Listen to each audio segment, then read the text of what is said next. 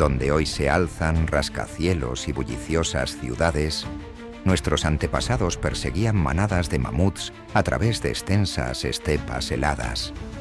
Donde ahora cruzan trenes de alta velocidad, pequeños grupos de sapiens luchaban por sobrevivir en un mundo dominado por otra especie humana, los neandertales.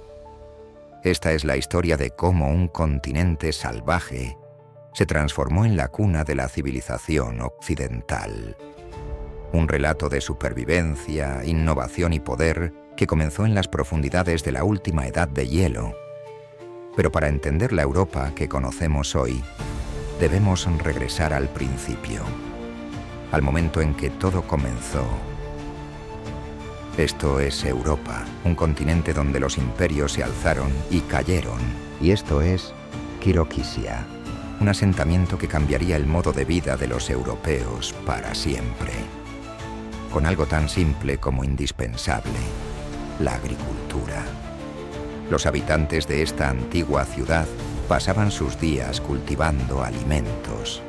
Aunque la necesidad de alimentarse es crucial, los primeros europeos también consideraron igual de importante la creación de enormes estructuras de piedra llamadas megalitos.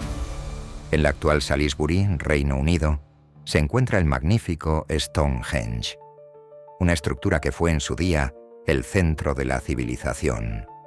Nunca conoceremos del todo el propósito de una estructura como esta. Mientras Stonehenge se construía, al otro lado del continente, la primera civilización europea avanzada estaba sobre nosotros. En la isla de Creta, bajo el liderazgo del rey Minos, la civilización minoica se convirtió en un centro de comercio. Egipcios, fenicios y mesopotámicos se reunían en la isla de Creta. Al tiempo que intercambiaban mercancías, también intercambiaban culturas e ideas con los minoicos, absorbiendo los conocimientos de todas las culturas que tocaron sus costas. Crearon las raíces de las lenguas europeas con un sistema conocido como Lineal A. Hacia el año 1600 a.C., la civilización micénica tomaría este sistema y lo refinería aún más, desarrollando un complejo sistema de escritura compuesto por 87 símbolos distintos. Los micénicos crearon su civilización basándose en las ciudades-estado.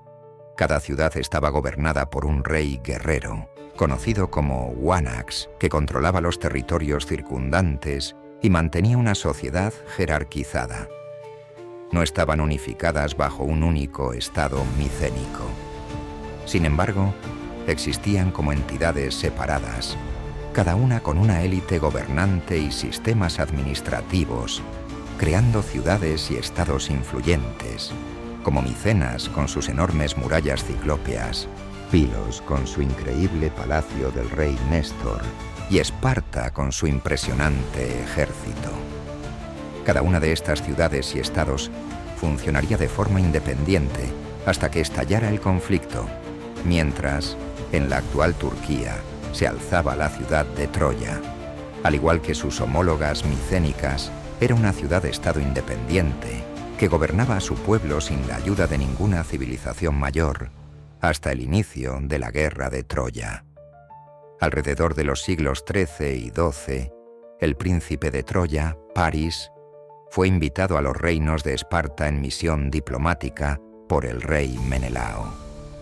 Sin embargo, París no vino solo para comerciar. Vino a robar a la esposa del rey Menelao, Helena. Una vez que Menelao se enteró del rapto, convocó a los líderes micénicos para defender sus juramentos y lealtad contra el enemigo. La primera vez que muchos europeos trabajaban juntos y unidos contra una civilización enemiga.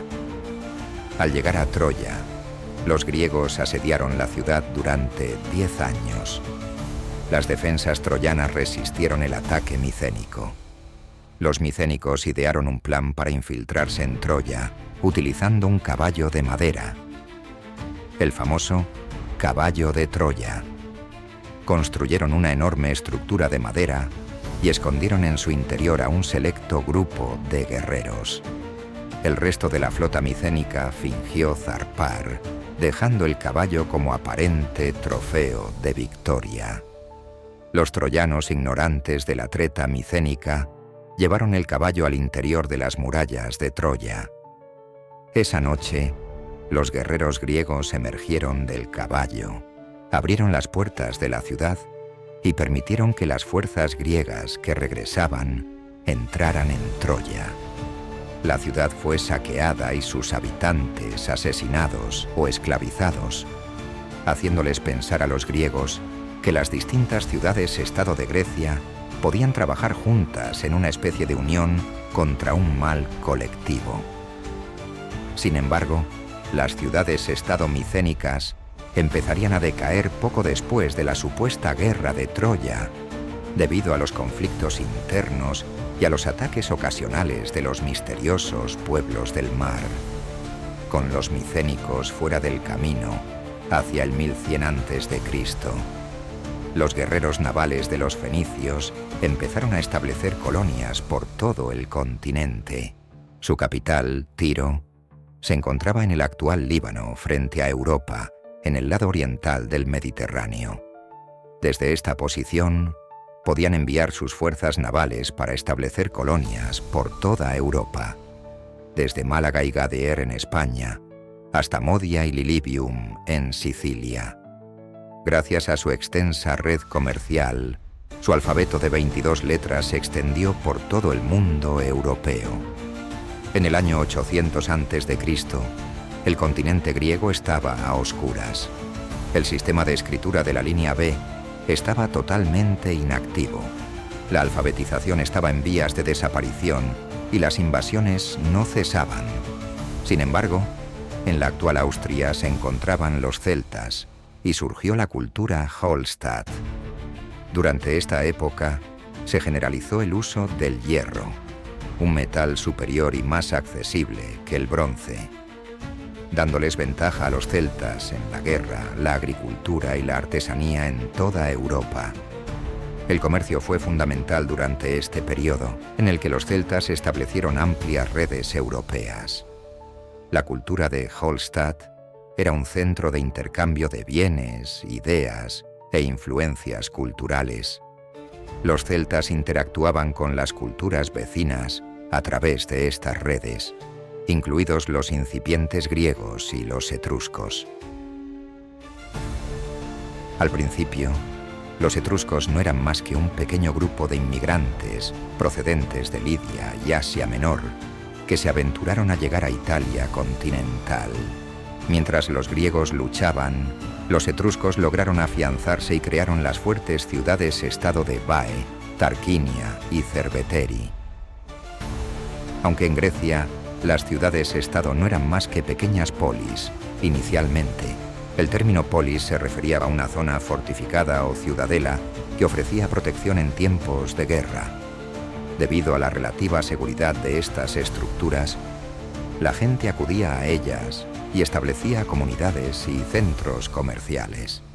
Con el tiempo, estas polis empezaron a atraer a la gente hacia ellas, lo que dio lugar al surgimiento de varias ciudades, estado y colonias en todo el mundo.